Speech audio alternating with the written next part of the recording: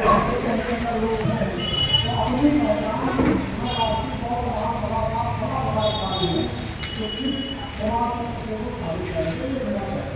Phone number बताओ एक बार।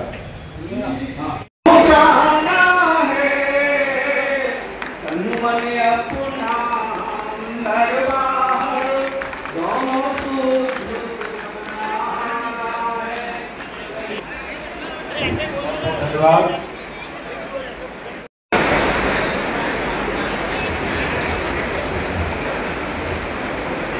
Hello,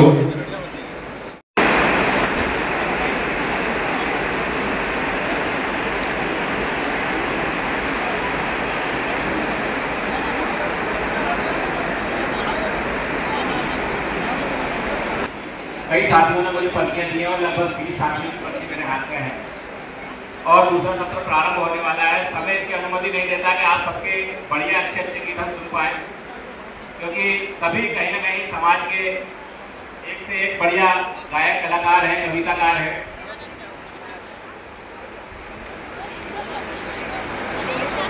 और चलिए अगर नहीं है तो सर ठीक है, तो दे दे बाकी साथियों को नहीं मिलेगा। फिर कार्यक्रम विधिवत प्रारंभ हुआ। आ जाइए आप 1 मिनट में अपनी बात रखिए। मान ली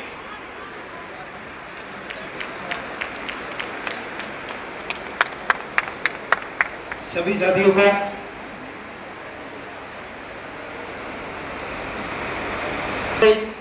जय भीम, नमो बुद्धाय। हेलो,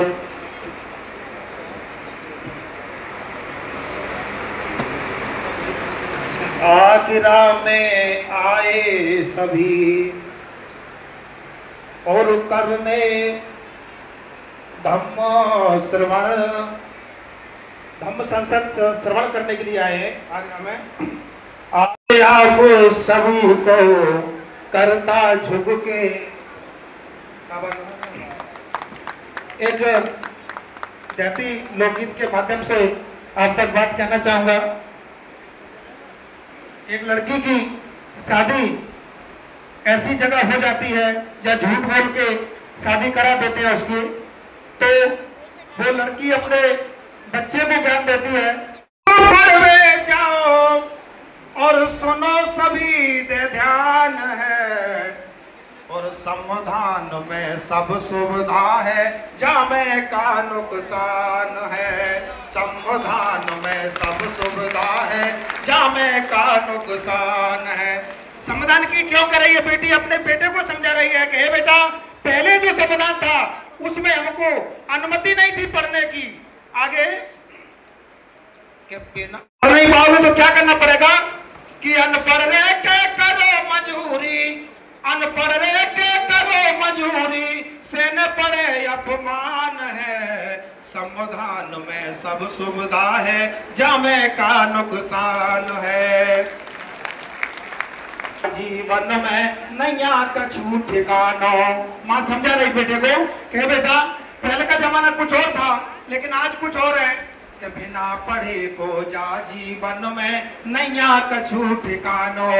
टच की पैड मोबाइल चल गए, कंप्यूटर को जमानो, कि ऑनलाइन सब सिस्टम हो गए, ऑनलाइन सब सिस्टम हो गए, बहुत जरूरी ज्ञान है। समाधान में सब सुविधा के बेटा तुम खा आगे कदम बढ़ाने, कर्मचारी अधिकारी बन के अपनो देश चलाने, और शिक्षा पूरी कर लो बेटा। जो नेतृत्व करते हैं वो नेता होते हैं, और जो फिल्मों में काम करते हैं वो एक्टर बोलते हैं। शिक्षा पूरी कर लो भैया, शिक्षा पूरी कर लो भैया, और बढ़ता रहेगा ज्ञान है। समाधान में सब सुविधा है। सिखों में कहते हैं कि बाल रखा के रहना है, और बौद्धों में कहते हैं कि बाल नहीं रखाना है। अब ऐसे में इंसान कहाँ जाए? समाज को हमको एक लेके चलना है। और एक और बात आई थी कि हम दहेज प्रथा पर रोक लगाएंगे। दहेज प्रथा, लड़के वाले की क्या ताकत है कि वो दहेज मांग सकता है? जिस दिन इस देश में बहू को असली बेटी मान लेंगे, उस दिन सास बहू के झगड़े और हमारे आप उसकी जाओ। जय भीम, जय संविधान, जय भीम आर्मी।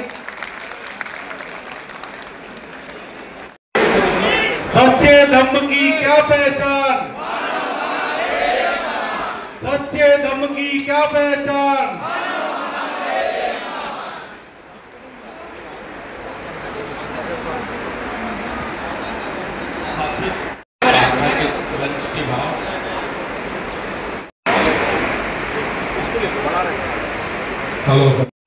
सामने से भी और मंच से भी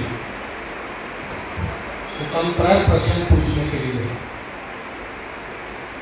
लेकिन प्रश्न पूछने किसी की आलोचना नहीं होनी चाहिए।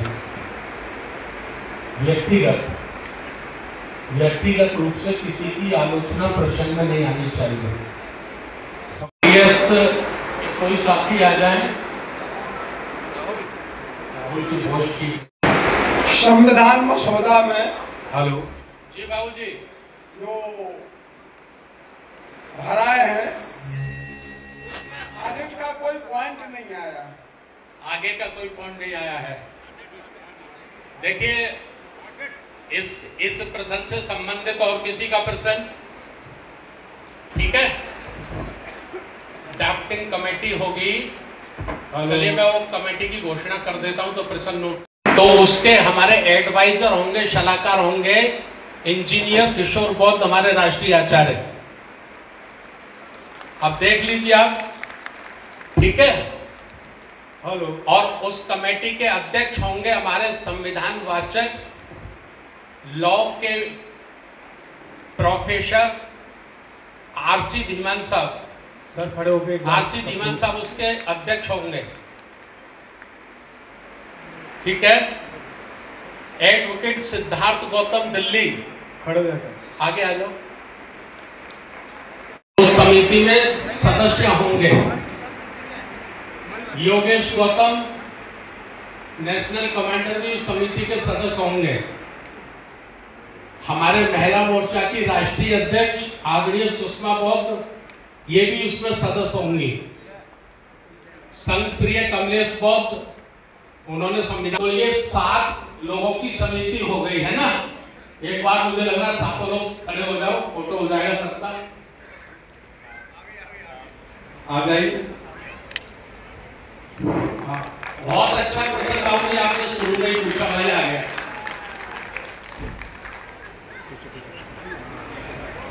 आप आदरणीय हमारे राष्ट्रीय आचार्य जी हैं, आप जानते ही हैं। आरसी धीमान साहब हर सोमवार को संविधान का अनुच्छेद आर्टिकल हमको बड़े विस्तार से समझाते हैं, स्पेशलिस्ट हैं उसके।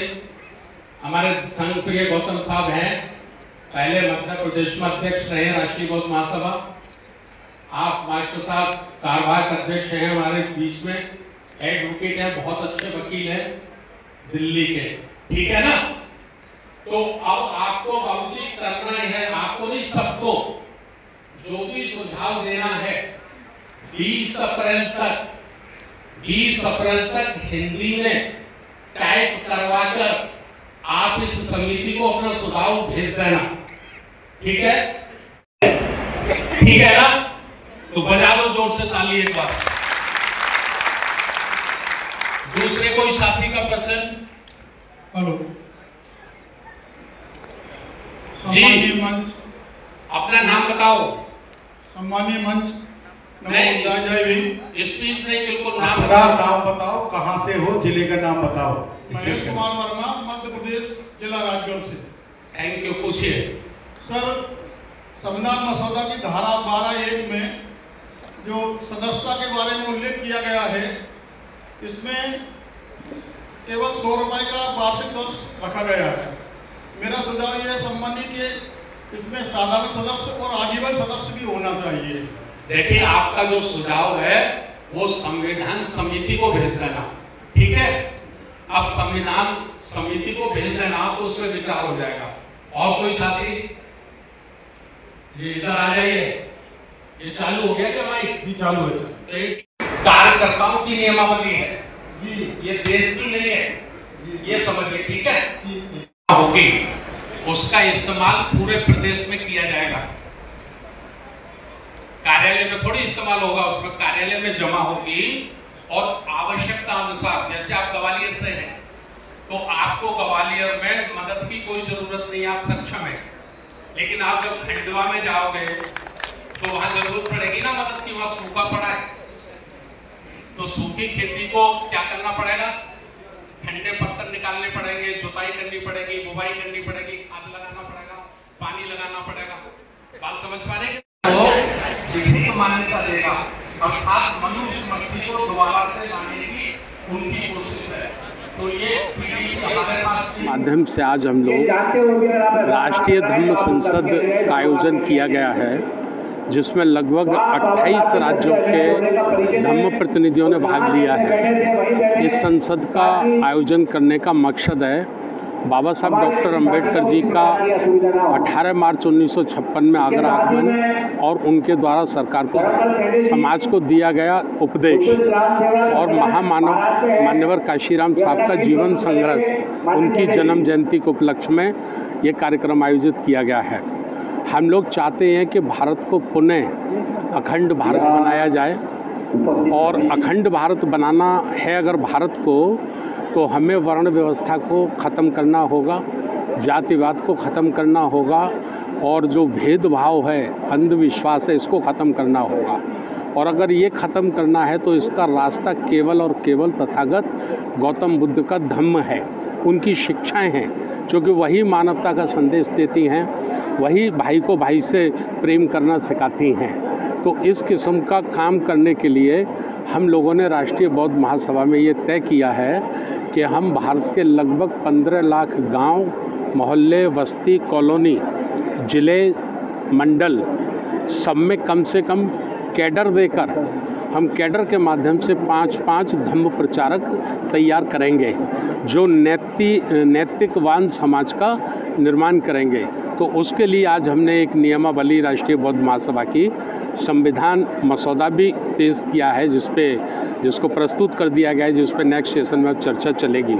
मैं आपके चैनल के माध्यम से भारत के समस्त लोगों से ये निवेदन करना चाहता हूँ, जितना जल्दी हो सके वर्ण व्यवस्था, जातिवाद और अंधविश्वास को समाप्त कर दो, उसको ख़त्म कर दो और मानवता को। आज बुद्ध महासभा का सम्मेलन हुआ है।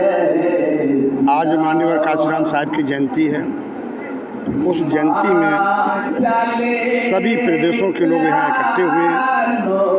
सौभाग्य है उन लोगों को, बहुत बहुत उनको मंगल मैत्री है इस धम्म कारवा में, मंगल मैत्री में, काशीराम की जन्म जयंती में सब लोग इकट्ठे हुए। ऐसा मसीहा बाबा साहब के बाद दूसरा नहीं हुआ। काशीराम साहब एक ऐसे हुए जिन्होंने तख्त पटल दिया, भारत के राजनीति पटल दी। राजनीति पटलने के बाद उन्होंने ऐसा कर दिया कि सारे जितनी भूले भटके थे सब जुड़ करके एक हो गए। 6743 जातियाँ थी, सब जातियाँ समझ चुकी कि मेरा अधिकार, मेरा स्वाभिमान संसद में है, मुझे आगे बढ़ के सत्ता हासिल करनी चाहिए। तो काशीराम के विचारों में हर प्राणी चल करके नहीं, उससे जागृत हुआ और ऐसा हुआ भी। लेकिन वो काशीराम साहब थे, ना वो दलाल थे, न चापलूस थे, एक ईमानदार व्यक्ति थे जिन्होंने शादी भी नहीं की और आकर के साइकिल से चल करके, पैदल चल के उन्होंने पूरे भारत में मेहनत की। ऐसे लोग आज बैठे हैं, वो गद्दारी कर रहे हैं, चापलूसी कर रहे हैं, लेकिन अपने अपनी कमेटियाँ बना रखी, जगह जगह संगठन बना रखे। जब तक हम एकजुट नहीं होंगे तो कटेंगे और बटेंगे और पिटेंगे, और वो हो रहा है।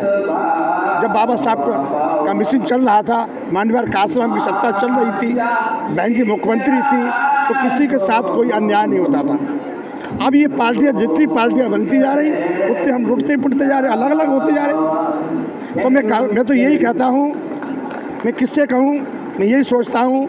मान्यवर काशीराम जी के जन्मोत्सव पे राष्ट्रीय बुद्ध महासभा ने सम्मेलन किया।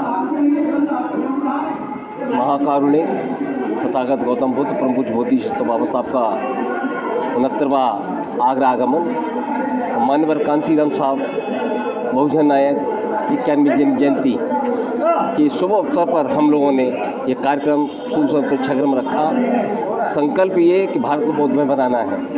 कैसे बनाना है? जैसे कि संस्थापक अग्रज जी ने अवगत कराया कि भारत को बौद्धमय बनाने के लिए हमने 30 प्रांतों के लोगों को एकत्रित किया, एक बौद्ध संगति देने का काम किया धम्म संसद के रूप में। धम्म संसद का अर्थ भी समझाया कि धम्म संसद में जो धम्म की जो चर्चाएं की जाती हैं, इस तरह के लोग तैयार होंगे। इस तरह के जब लोग तैयार होंगे, हम जनमानस को पूरी तरह तैयार करेंगे और डोर टू डोर लोगों को हमने तैयार किया है। इसमें पूरी तरह से लोगों को हमने यहाँ बुलाने का प्रयास किया। मानव साहब की जन्म जयंती को हमने साक्षात्कार रूप से उतारने का ग्राउंड पर काम किया।